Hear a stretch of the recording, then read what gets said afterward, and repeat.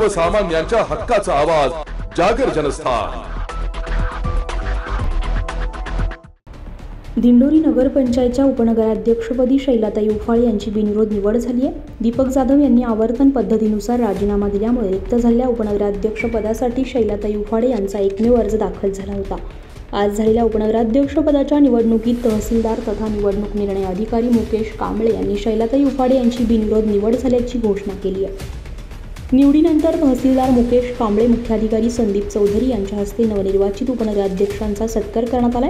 शैलाताई उफाळे यांच्या अर्जावर सूचक म्हणून नगरसेवक ॲडव्होकेट गणेश बोरस्ते यांची सही होती, तर शिवसेना गटनेते ॲडव्होकेट प्रदीप घोरपडे यांची अनुमोदक म्हणून सही होती। यावेळी नगराध्यक्ष सुनीता लहांगे, माजी उपनगराध्यक्ष दीपक जाधव, नगरसेवक सजित मुरकुटे, ॲडव्होकेट प्रदीप घोरपडे, अविनाश जाधव, नितीन गांगुर्डे, ॲडव्होकेट गणेश बोरस्ते, मेघा धिंदळे, लता बोरस्ते, ज्योती देशमुख, निर्मला मवाळ, अरुणा देशमुख, माधुरी साळुंखे, प्रज्ञा वाघमारे, स्वीकृत नगरसेवक संतोष आंबेकर आदी उपस्थित होते। नगरपंचायत आवारामध्ये फटाक्यांची आतिषबाजी करून कार्यकर्त्यांनी आनंदोत्सव साजरा केला। महाराष्ट्राचे कुलदेवता आई तुळजाभवानी, स्वराज्याचे संस्थापक छत्रपती शिवाजी महाराज ज्यांनी भारताला संविधान बहाल केलं ते डॉक्टर बाबासाहेब आंबेडकर यांना अभिवादन करते।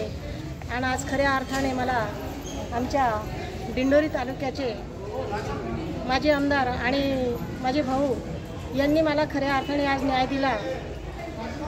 रामदासजी चावस्कर यांच्यामुळे आज हा मला मान मिळालेला आहे।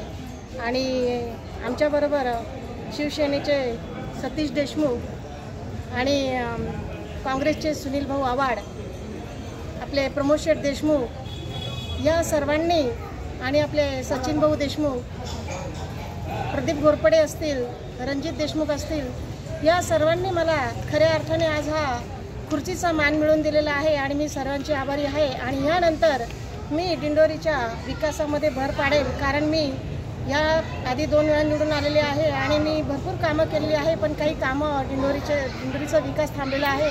तरी आम्ही सर्व नगरसेवक मिळून आणि या दिंडोरीचा विकास करू।